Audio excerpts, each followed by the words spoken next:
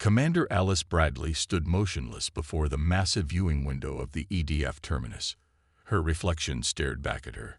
A woman in her mid-40s with graying hair pulled into a tight bun, wearing the black and silver uniform of Earth's Defense Force.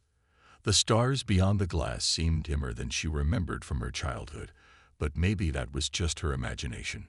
5 years had passed since the Proximan invasion of Earth.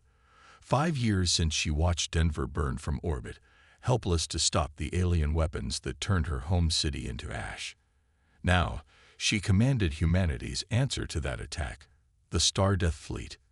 "Commander," a soft voice broke through her thoughts. "The final weapon systems check is complete." Bradley turned to face Lieutenant Robert Nash, her weapons officer. He was young, too young, she thought, to carry the burden of what they were about to do. His fresh-faced enthusiasm reminded her of her own son, who had died in the invasion. "Report, Lieutenant," she said, keeping her voice steady. "All systems are green, ma'am. The atmospheric processors are primed. The viral packages are stable. And the stellar destabilizers." He paused, swallowing hard. "They're ready too." Bradley nodded. Each weapon in their arsenal had been designed for one purpose: to make entire worlds uninhabitable. The atmospheric processors could strip a planet's air away in days. The engineered viruses would target specific alien biologies, wiping out all life forms sharing certain genetic markers. And the stellar destabilizers, those could turn a planet's own sun against it. "Commander," Linda Martinez, her communications officer, called out from her station. "Message from Earth Command." Bradley walked to the center of the bridge, her boots clicking against the metal floor. The bridge crew, 20 of Earth's finest officers, all turned to watch as a hologram flickered to life in the command space. Admiral Richard Owen's weathered face appeared before them. He had led Earth's forces during the invasion, and now he led the counterattack. "Commander Bradley," he said, his voice grave. "The time has come. You have your targets. You have your orders. The Security Council has voted unanimously. The Star Death Fleet is authorized to begin its mission." Bradley's hand tightened on the railing of her command station. "Understood, Admiral. We won't fail. See that you don't. Earth has waited 5 years for justice. Make them pay for every life they took." The hologram flickered out. The bridge fell silent. Bradley looked at her crew. Humans chosen for their skills, their loyalty, and their ability to handle the psychological burden of what they were about to do. She saw determination in their eyes, but also fear. Good. Fear meant they understood the weight of their mission. "Ship status?" she asked. "Engineering reports all systems nominal." Mary Sullivan, her chief engineer, reported from her station. "The fleet is ready to move on your order." Bradley walked to the tactical display. Behind the terminus, 11 other ships waited, each one carrying enough firepower to end all life on a planet. They were humanity's vengeance made metal and energy, the product of 5 years of focused rage and technological advancement. "Put me on fleet-wide," Bradley ordered. Martinez nodded, and a small light indicated the channel was open. "This is Commander Bradley to all ships. We all know why we're here. We all lost someone when the Proximans came. They showed no mercy to our civilians. They ignored our attempts to surrender. They killed 3 billion humans before we drove them back." She paused, letting the words sink in. "Some will call what we're about to do genocide. They'll say we're becoming as bad as our enemies. Maybe they're right, but I was there when they burned Denver. I watched them poison London. I saw what they did to Sydney. And I made a promise: never again." The bridge crew sat straighter in their chairs. Bradley could feel their resolve hardening. "Our mission is simple. We will visit every Proximan world, every colony, every outpost, and we will make sure they can never threaten Earth again. That's what the Star Death Fleet was built for. That's what we were chosen for." She took a deep breath. "Set course for the Proximan colony world of New Horizon. Maximum speed." The helmsman's fingers flew over his controls. Around them, the massive engines of the terminus hummed to life. The stars in the viewing window blurred as the ship entered hyperspace, leading its deadly fleet toward their first target. In her quarters later that night, Bradley sat at her desk, looking at an old photo. It showed her family, her husband Paul, their son Andy, their daughter Kate, standing in front of their Denver home. Only Kate had survived the invasion, now living with relatives on Mars. She touched the photo gently. "I'm sorry," she whispered, though she wasn't sure if she was apologizing to her dead family or to the aliens who would soon die by her orders. A chime from her computer interrupted her thoughts. It was a message from John Peters, the fleet's AI specialist. The targeting systems had finished their final calculations. New Horizon would be reached in 18 hours. Bradley set down the photo and began reviewing the attack plans. They would start with the atmospheric processors, a humane approach if such a thing existed in planetary extinction. The colony's inhabitants would have time to realize what was happening, time to try to evacuate. Not that it would help. The fleet had orders to shoot down any ships that attempted to flee. She thought about the Proximan civilians on New Horizon.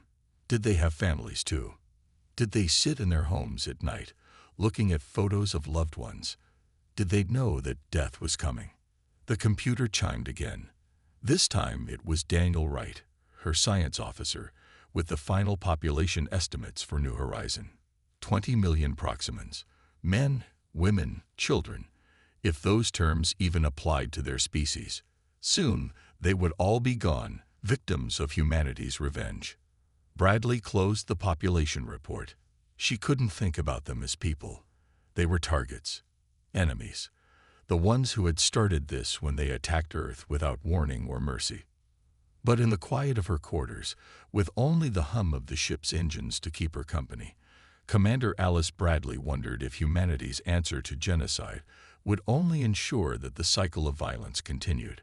Perhaps, generations from now, some Proximan commander would stand on the bridge of their own extinction fleet, looking at photos of family members killed on New Horizon, preparing to unleash vengeance on human worlds.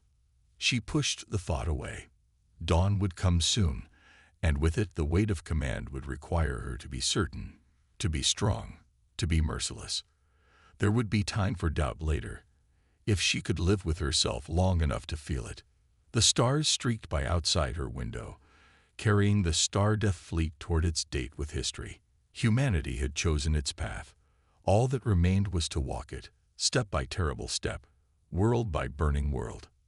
Commander Bradley turned off her desk lamp and lay down on her bunk, still in her uniform. Tomorrow, she would give the orders that would kill 20 million beings. Tonight, she would try to remember why that was necessary. Sleep didn't come easily to the commander of the Star Death fleet. Lieutenant Robert Nash stared at his weapons console aboard the EDF terminus as the ship dropped out of hyperspace. The Proximan colony of New Horizon filled the main view screen, a blue-green world that looked unnervingly like Earth. His hand shook slightly as he began the final checks on the extinction weapons. Full scan of the target, Commander Bradley ordered from her command chair. "I want to know exactly what we're dealing with." Daniel Wright, the science officer, worked quickly at his station. His face grew pale as the data came in. "Commander, I'm detecting mostly civilian structures. There are no military bases, no defensive installations. The largest buildings appear to be hospitals and schools." The bridge fell silent. Linda Martinez, at communications, spoke up first. Could this be a trick? Some kind of Proximan deception? "No deception," Wright said quietly. "I'm reading 20 million life signs. Population density and distribution suggests a refugee settlement. These are the ones who fled when we counterattacked their homeworld." Nash felt sick to his stomach. This wasn't what he had expected. In his mind, their first target would be a military stronghold, a base filled with the same soldiers who had attacked Earth. Not this, not civilians, not refugees. Commander Bradley's voice cut through his thoughts. "Lieutenant Nash, begin atmospheric processor deployment." His finger hovered over the control panel. "Commander, they're refugees. Maybe we should." "That's an order, Lieutenant." Bradley's voice was firm but not unkind. Earth Command knew what this colony was when they selected it as our first target. "We're not here to choose. We're here to execute our mission." Nash closed his eyes for a moment, then pressed the sequence of commands. Around the terminus, the other 11 ships of the Star Death Fleet moved into position.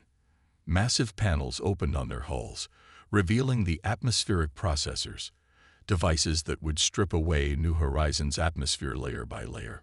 "Processors deployed," Nash reported, his voice mechanical. "Beginning sequence in 3, 2, 1. The weapons activated silently. There was no flash, no explosion, no visible beam. Just invisible machines beginning their work of pulling apart the molecules that made up New Horizons' atmosphere. First ships attempting to leave the surface, Mary Sullivan reported from engineering. Small vessels, civilian class. Bradley stood from her command chair.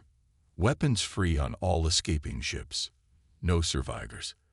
"Those are our orders." Nash targeted the fleeing vessels with conventional weapons. The first ship exploded in a brief flash of light. Then another, and another. On his screen, dozens more were lifting off, desperate to escape. "Commander," Martinez called out, "we're receiving transmissions from the surface. They're begging for mercy, offering immediate surrender. They say they have 3 million children in the colony." Bradley's face was a mask of stone. "Maintain radio silence. Continue with the operation." Hours passed. The bridge crew watched in horrified silence as the atmospheric processors did their work.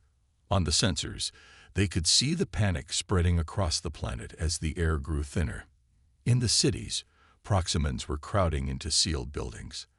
The smarter ones were heading underground. "It won't help them," Wright said softly, reading from his science station. "Even their sealed shelters only have enough air for a few days. The processors won't stop until there's nothing left." Nash watched the numbers on his screen. Atmospheric density was down to 80% of normal. Warning lights were flashing across his console. The weapons were working exactly as designed. Exactly as he had helped design them. A memory flashed through his mind. Sitting in the weapon development lab back on Earth, proud of solving the technical challenges, excited to be part of humanity's revenge. It had all seemed so clean then, so righteous. Now he was watching 20 million people slowly suffocate, and his pride had turned to ashes in his mouth. "New wave of ships attempting to escape," Sullivan reported. "Larger vessels this time." "Shoot them down," Bradley ordered. She hadn't moved from her standing position, hands clasped behind her back, watching the planet die. Nash fired again and again. The fleeing ships fell from the sky like dying stars. On his tactical display, he could see the other fleet vessels doing the same. No one would escape. That was the mission. "Atmospheric density at 50%, Wright reported. "Surface conditions now lethal to Proximan biology. I'm detecting mass casualties beginning." Martinez suddenly ripped off her headset and ran from the bridge. No one tried to stop her. They could all imagine what she had been hearing in those final transmissions from the surface. "Continue monitoring," Bradley said, her voice steady. "Lieutenant Nash, prepare viral packages for deployment once atmospheric processing is complete. We need to be thorough." "Yes, Commander." Nash's voice cracked as he spoke. He had helped design the viruses too. Engineered plagues that would kill any surviving Proximans and render the planet uninhabitable to their species for centuries to come. The hours crawled by. One by one, the life signs on the planet winked out. Cities went dark as their power failed. The stream of desperate ships trying to escape dwindled and finally stopped. "Atmospheric processors have completed their cycle," Wright reported. "Planet's atmosphere is now primarily nitrogen and carbon dioxide. No breathable oxygen remains." He paused. "Life sign readings are approaching 0. Bradley nodded. "Deploy the viral packages." Nash pressed another sequence of commands. Missiles launched from the fleet, burning through what remained of New Horizons' atmosphere. They burst high above the surface, releasing clouds of engineered virus particles that would spread across the planet. "It's done," Nash said quietly.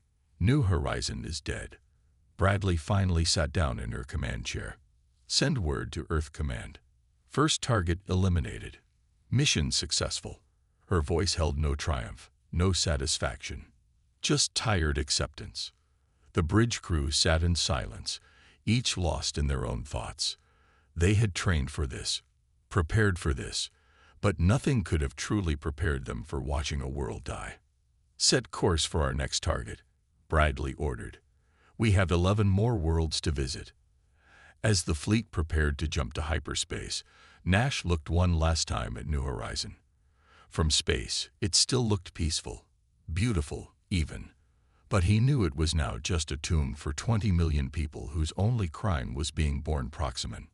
He thought of the weapons still waiting to be deployed, the stellar destabilizers that could make a sun go nova, the biological agents targeted to specific DNA patterns, the nanites that could reduce cities to dust.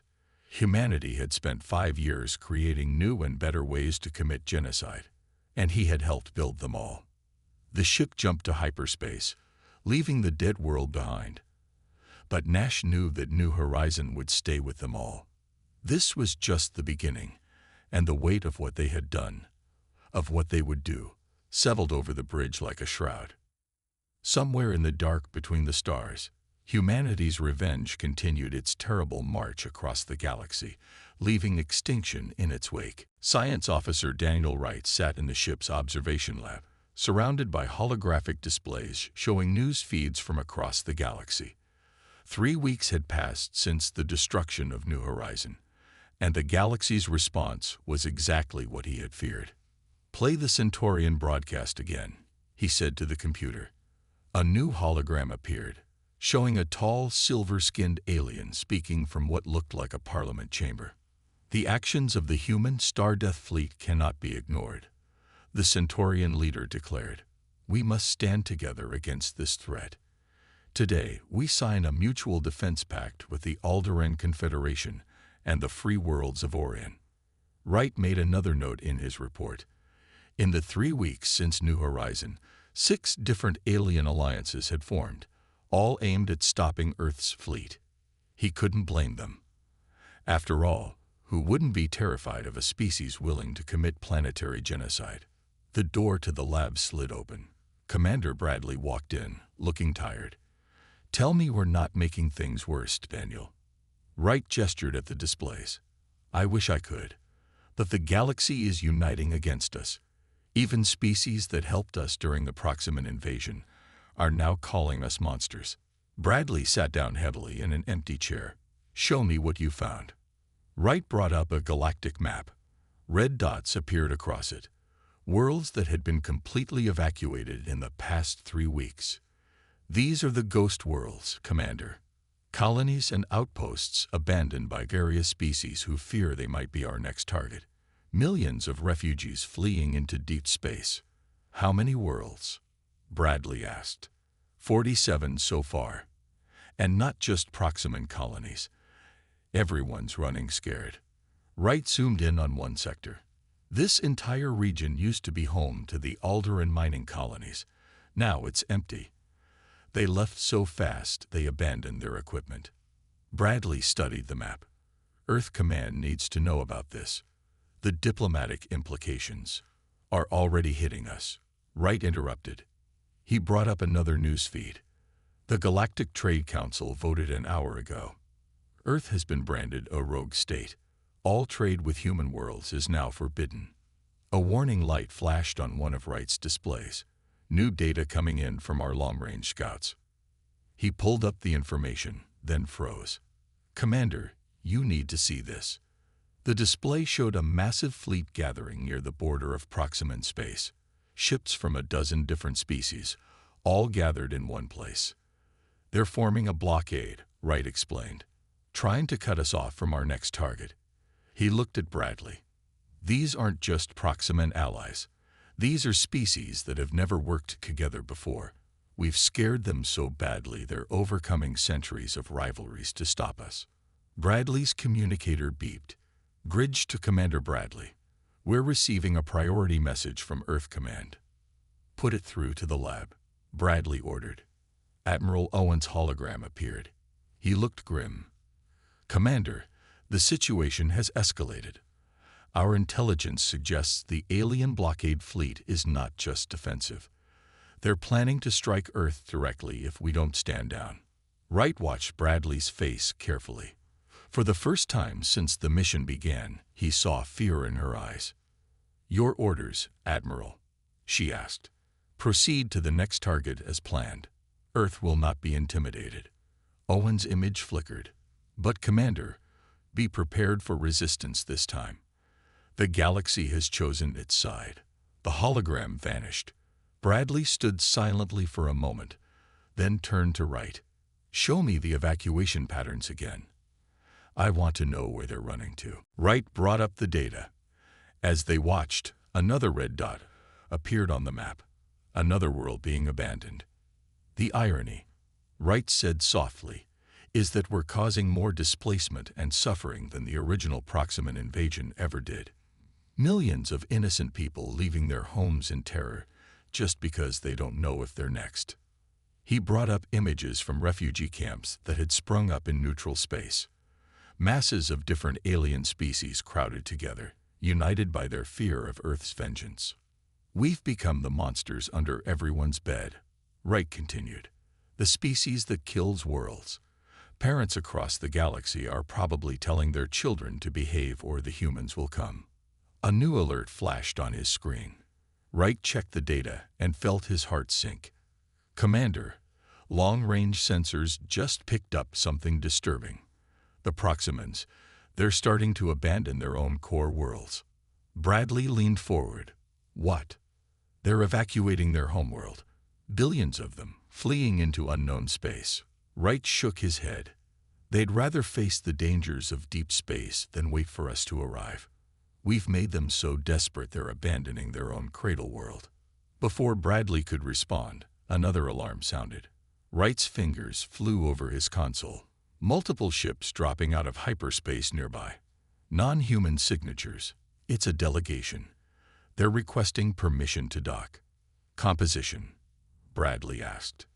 Representatives from 15 different species, including, Wright double-checked the readings, including 3 races that were neutral during the Proximan invasion. They're carrying diplomatic flags. Bradley straightened her uniform. They want to negotiate, to try to stop us before we reach the blockade. She headed for the door, then paused. Daniel, what do your readings say about our next target? Wright pulled up the data. Similar to New Horizon. Civilian population. No military presence. He hesitated. There's a theological university there. It's apparently the center of Proximan religious studies. Bradley nodded slowly. Send your report about the evacuation patterns to Earth Command. They need to understand what we're starting. She walked out, leaving Wright alone with his data. He turned back to his displays, watching as another world turned red on his map. In the 3 weeks since New Horizon, they had killed 1 world and caused dozens more to be abandoned. Species that had been enemies for generations were now allies against Earth. The galaxy's entire political structure was shifting in response to their actions. And they still had 10 more targets to eliminate. Wright began composing his report to Earth Command, knowing it wouldn't make a difference. Earth had chosen its path of vengeance, and the price would be paid in empty worlds and refugee fleets, in broken alliances, and new enemies. The ghostly images of abandoned cities flickered on his screens. Somewhere out there, millions of aliens were telling their children stories about the terrible humans who brought death to peaceful worlds. And Wright wondered if humanity, in its quest for revenge, had secured not its safety but its isolation, becoming a species that would forever be watched with fear and hatred by the rest of the galaxy. The diplomatic shuttle was docking now. Soon, 15 alien representatives would try to reason with them, to prevent more worlds from dying or being abandoned. Wright didn't envy them their task. How do you negotiate with a species that had turned genocide into an art form? He added one final note to his report. Recommendation: consider that our actions may be creating exactly the kind of unified alien opposition that Earth has always feared. In pursuing vengeance against one enemy, we may be creating a galaxy of them. Then he sent it, knowing the warning would likely be ignored. The Star-Death fleet had its mission, and the galaxy would never be the same. Navigation Officer Susan Carter couldn't sleep. She sat in the ship's archives room at 300 hours, digging through old records about the Proximan invasion. Something about the timeline didn't make sense, and it had been bothering her for days. Display Earth Defense Force logs from 1 month before the Proximan attack, she told the computer. The screen filled with military reports, ship movements, and communication records. Then she saw it. Her hands began to shake. Computer, send these files to my personal tablet. She needed proof before she went to Commander Bradley with this information. The door slid open, making her jump. John Peters, the fleet's AI specialist, walked in. He looked as tired as she felt. You found something too? He asked quietly. Carter nodded. The invasion wasn't unprovoked, was it? No. Peters sat down beside her. I've been analyzing the targeting data Earth Command sent us. Some of it didn't match our intelligence records, so I dug deeper. He pulled out his own tablet. Look at this. The screen showed classified military orders from 6 months before the Proximan attack. Earth ships had been secretly entering Proximan space, testing their defenses, planting surveillance devices. We provoked them, Carter whispered. All those speeches about an unprovoked attack. It was a lie. It gets worse. Peters brought up another document. These are the original casualty figures from Denver. The numbers we were given were inflated by almost 300%. Earth Command used those numbers to justify building the Star-Death fleet. Carter felt sick. She had lost friends in Denver. The loss was real. The pain was real. But now she wondered how much of what she believed was true. The archives room door opened again. This time it was Commander Bradley, with Medical Officer Richard Hayes right behind her. Commander, Carter started to stand, but Bradley waved her back down. At ease, Susan. Richard just showed me his latest findings about the extinction weapons. I came down here hoping to prove him wrong. Bradley looked at the displays. But you found something too, haven't you? Hayes stepped forward, his medical uniform wrinkled from too many hours in the lab. The virus packages we deployed on New Horizon. They're mutating, evolving faster than we predicted. If they keep adapting at this rate, they could become a threat to other species, maybe even humans. Bradley sat down heavily in an empty chair. Show me what you found in the archives. Carter and Peters took turns explaining their discoveries. The secret provocations, the inflated casualties, the manipulated intelligence. With each revelation, Bradley's face grew darker. Commander, Peters said carefully, there's more. I've analyzed the coordinates for our remaining targets. 3 of them don't match any known Proximan colonies. They're worlds belonging to species that helped the Proximans after we attacked them. Earth Command is using us to eliminate potential allies of our enemies, Bradley said quietly. We're not just getting revenge. We're trying to terrorize the galaxy into submission. A warning light flashed on Carter's console. Multiple ships dropping out of hyperspace nearby. It's the alien diplomatic fleet again. They're requesting another meeting. Put it on screen, Bradley ordered. The main display showed dozens of alien vessels holding position near the terminus. A transmission came through, and the image of a Centaurian diplomat appeared. Commander Bradley, the alien said, we have proof that your mission is based on deception. We request that you review the evidence we gathered before proceeding to your next target. Bradley looked at the documents spread across the archive room displays. We found evidence of our own, Ambassador, but I have my orders. Orders based on lies, Carter said, standing up. "Commander, we can't keep doing this. New Horizon was bad enough when we thought we were avenging an unprovoked attack. But now," Hayes spoke up from his station, "the mutating viruses alone should be enough reason to stop. We could be starting a plague that would sweep the galaxy, including Earth." Bradley's communicator beeped. "Priority message from Earth Command," a bridge officer reported. "Not here," Bradley said. "Route it to the main bridge." They made their way to the bridge in tense silence. When they arrived, Admiral Owen's hologram was waiting. He looked angry. "Commander, our intelligence suggests you've been accessing classified archives. This is a reminder that your mission is clear. Proceed to the next target immediately." Bradley stood straight, her voice firm. "Admiral, we've found evidence that the Proximan invasion was provoked by our own actions, and our weapons are proving unstable." "Your mission is not to question intelligence," Owen interrupted. "You are to proceed as ordered, or you and your crew will be charged with treason. Is that clear?" The bridge fell silent. Carter watched Bradley's face, seeing the commander wrestle with the weight of this moment.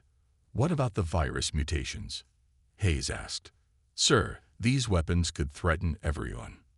"That is not your concern, Doctor." Owen's voice was cold. "Commander Bradley, you have 1 hour to begin your attack on the next target, or Earth Defense Force ships will be dispatched to relieve you of command." The hologram vanished. Bradley turned to face her crew. "Navigation," she said quietly. "How long to reach the next target?" Carter's hands hovered over her console.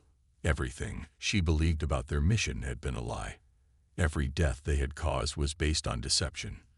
"Commander, I can't." "Plot the course, Navigation Officer Carter." "That's an order." Bradley's voice was strained. "No." Carter stood up. "I won't help commit genocide based on lies." Around the bridge, other officers began standing. Peters at his AI station, Hayes by the medical console. Even Linda Martinez, who had been quiet since New Horizon, rose from communications. "Commander," Peters said, "if we continue this mission, we're not protecting Earth. We're making ourselves the enemy of every species in the galaxy. And we're doing it because of lies and manipulated intelligence." Bradley looked around her bridge, at the crew she had led into darkness. Then she looked at the alien diplomatic fleet waiting outside. "Open a channel to the Centaurian ambassador," she ordered. "And another to Earth Command." Carter felt her heart racing. This was mutiny. They would all be charged with treason. But as she looked at the evidence scattered across their displays, the lies, the manipulated data, the warnings about the mutating viruses, she knew they had no choice. The Star Death fleet had been built on deception, and now its crew had to decide: follow orders and continue spreading death across the galaxy, or risk everything to stop a mission that should never have begun. Bradley squared her shoulders as the communications channels opened. The next few minutes would determine not just their fate, but possibly the fate of human-alien relations for generations to come. The breaking point had arrived. Engineering Chief Mary Sullivan stared at the test results on her screen for the 5th time, hoping they would somehow change. The engine room of the EDF terminus hummed around her as she processed the horrifying implications of what Medical Officer Hayes had discovered. "Computer, run the simulation again," she ordered. Once more, she watched as the mutated virus from New Horizons spread through simulated populations. The results were always the same. The weapon they had unleashed was evolving beyond their control. Her communicator crackled. "Sullivan, this is Commander Bradley. I need you in the main hangar. Now." When Sullivan arrived at the hangar, she found chaos. Half the fleet's crews had turned against their captains, refusing to continue the mission. Shuttles were flying between ships as loyal and rebellious crew members switched sides. Bradley stood in the center of it all, trying to maintain order. The commander looked like she hadn't slept in days. "Report, Chief," Bradley said as Sullivan approached. "The virus mutations are accelerating." Hayes was right. "We're looking at an uncontrollable plague if we deploy any more weapons." Sullivan handed over her tablet. And that's not all. I've been studying the atmospheric processors. The damage they cause, it's spreading beyond the target planets. Before Bradley could respond, alarms blared throughout the ship. Lieutenant Nash's voice came over the speakers. Multiple ships dropping out of hyperspace. Earth Defense Force vessels approaching. Through the hangar's force field, Sullivan watched as 5 heavily armed Earth ships appeared. On the main screen, Admiral Owen's face appeared, twisted with anger. Commander Bradley, you and your crew are hereby charged with treason against Earth. Surrender your vessels immediately. Bradley stepped forward. Admiral, we have proof that our mission was based on lies. The weapons are mutating. We can't.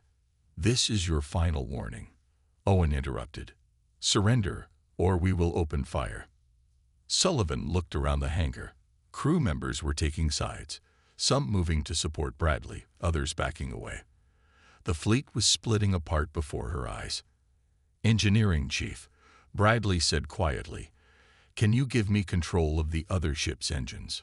Sullivan nodded slowly. I helped design their systems. Give me 10 minutes. You have 5. Sullivan ran back to engineering, her mind racing. The ship's corridors were filled with confused and angry crew members. Some were already fighting. In engineering, she found her team divided. Half wanted to follow Earth's orders, the others supported the rebellion. Listen up, she shouted over the argument. Those weapons we built, they're going to kill everyone, humans included. I need help to stop this, right now. She went to her console and began typing rapidly. Years of working on the fleet's systems had taught her every backdoor, every override code. Chief, one of her engineers called out. Security teams are heading this way. They're loyal to Earth Command. Sullivan worked faster.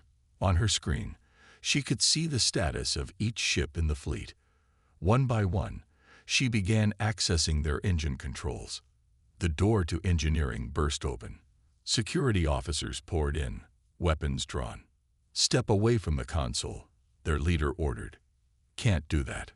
Sullivan kept working. These weapons will kill us all if we don't stop them now. A warning shot hit the wall near her head. Sullivan didn't flinch. 8 ships' engines were under her control now. 4 more to go. This is your last warning, the security officer said. Sullivan pressed the final commands just as they grabbed her. On her screen, she watched as every ship in the Star Death fleet lost main engine power except the Terminus. What did you do? The security officer demanded.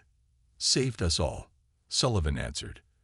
Those ships can't reach their targets now, not without completely rebuilding their engine cores.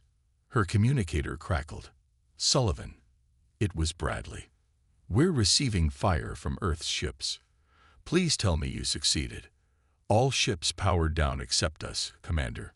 They can run life support and short-range thrusters, but no one's reaching another target world. The ship shook as it took another hit. Sullivan used the distraction to break free from the security team. She ran to the main engine controls. Commander, I'm diverting all power to shields, but we can't take on 5 Earth ships alone. Through the ship's windows, she could see the other fleet vessels drifting, their engines dark. The crews would be trapped there, forced to watch what happened next. Another hit rocked the ship. Warning lights flashed across Sullivan's console as systems began to fail. Medical to engineering. Hayes's voice came through. The virus samples in the lab. The containment fields are failing. Sullivan's blood ran cold. If those virus samples escaped. All hands. Bradley's voice boomed through the ship. This is your commander. The weapons we carry have become unstable. If this ship takes much more damage, we risk releasing a plague that could kill everyone in this sector, including the crews of those Earth ships firing on us. The attack stopped. For a moment, everything was quiet. Chief Sullivan, Bradley called, get to the lab. Help Hayes secure those samples, and send the test data to Earth Command. They need to see what these weapons have become. Sullivan ran for the lab, pushing through crowds of confused crew members. Behind her, she could hear the security team following. She found Hayes in the lab, desperately trying to stabilize the containment fields. Together, they worked to secure the mutated virus samples as the ship's damaged systems flickered around them. "Look," Hayes said, pointing to a monitor showing space outside the ship. The alien diplomatic fleet had moved between the terminus and Earth's ships. A transmission was playing over the ship's speakers. "Earth vessels, we have confirmed the warnings about the weapon mutations. If you continue your attack, you risk releasing a plague that could spread throughout the galaxy. We cannot allow this." Sullivan watched as more alien ships appeared, the blockade fleet they had detected earlier, coming to support the diplomats. "Chief," Bradley called, "status of the virus containment." "Stable for now," Sullivan reported. "But Commander, we can't keep these samples. They're too dangerous, and the infection on New Horizon is still spreading, still evolving." She looked at her console, where the simulation was still running. The mutated virus was adapting faster than ever, finding new ways to spread, new species to infect. "We didn't just kill a planet," she said quietly. "We may have started something we can't stop." Around her, loyal and rebellious crew members alike watched the simulation with growing horror. They had all helped build these weapons, believing they were serving Earth. Now they had to face the truth. Their revenge might end up destroying everything. The ship's speakers crackled again. Admiral Owen was speaking, but this time his voice was less certain. "Commander Bradley, send us your data about the weapon mutations. All ships will hold position until we can verify your claims." Sullivan looked at Hayes, then at the security team that had chased her, seeing the same realization on all their faces. There would be no more planets dying today. The rebellion had succeeded, at least for now. But as Sullivan stared at the virus simulation, she wondered if they had stopped the Star Death fleet in time. Or had their weapons of vengeance already sealed the galaxy's fate? Security Chief Frank Howard stood at his post on the bridge of the EDF terminus, watching Earth's ships through the main viewport. 12 hours had passed since the rebellion. 12 hours of tense waiting as Earth Command reviewed the evidence about the mutating weapons. Multiple ships appearing out of hyperspace. Linda Martinez reported from communications. More Earth vessels, at least 20 of them. Howard's hand moved to his weapon. Around the bridge, both loyal and rebellious crew members tensed. They had been locked in an uneasy truce, but 20 more Earth ships could change everything. Commander Bradley stepped onto the bridge. She looked exhausted but determined. "Status report. Earth reinforcements have arrived," Howard said. "We're surrounded. The alien diplomatic fleet is still holding position between us and Earth's forces." The main screen lit up with Admiral Owen's face. This time, he wasn't alone. The entire Earth Defense Council was with him. "Commander Bradley," Owen said, his voice heavy. "We have reviewed the evidence provided by your medical and engineering teams. The Council has reached a decision." Howard watched Bradley straighten her uniform. Everything would come down to the next few moments. "The mutation of the extinction weapons poses an unacceptable risk," one of the Council members said. "Not just to alien life, but to humanity itself. All deployment of these weapons must cease immediately." A wave of relief swept through the bridge. But Owen wasn't finished. However, he continued, "Your crew's actions still constitute mutiny. You will all face military tribunal upon return to Earth." Bradley stepped forward. "With respect, Admiral, we're not returning until we fix what we've done. The virus on New Horizon is still spreading, still evolving. We need to stop it before it becomes a galactic plague." The Council members looked at each other.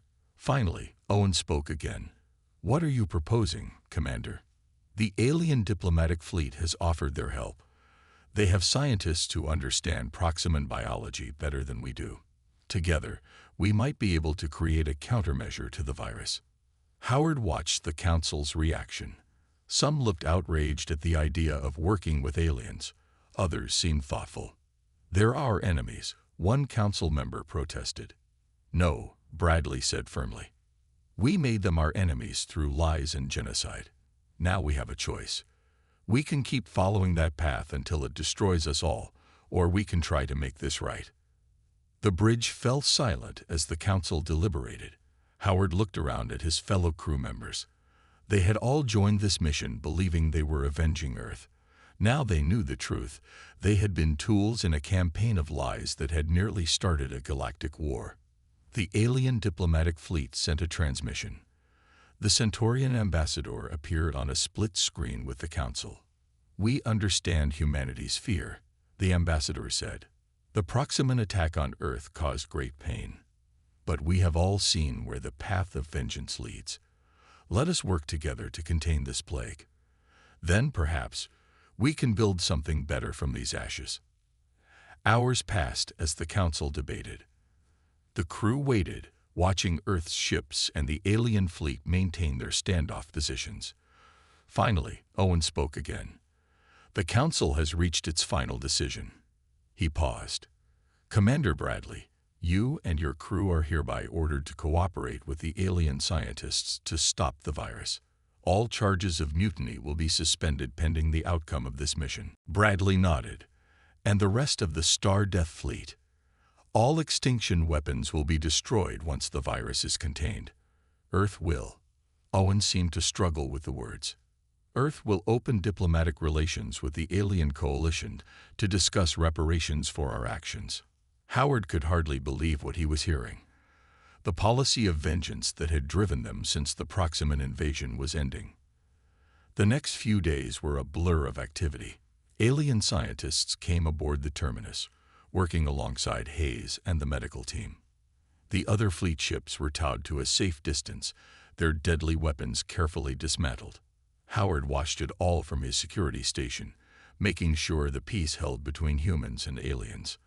He saw former enemies working together, sharing knowledge, trying to undo the damage they had caused. A week later, Bradley called the crew together in the main hangar.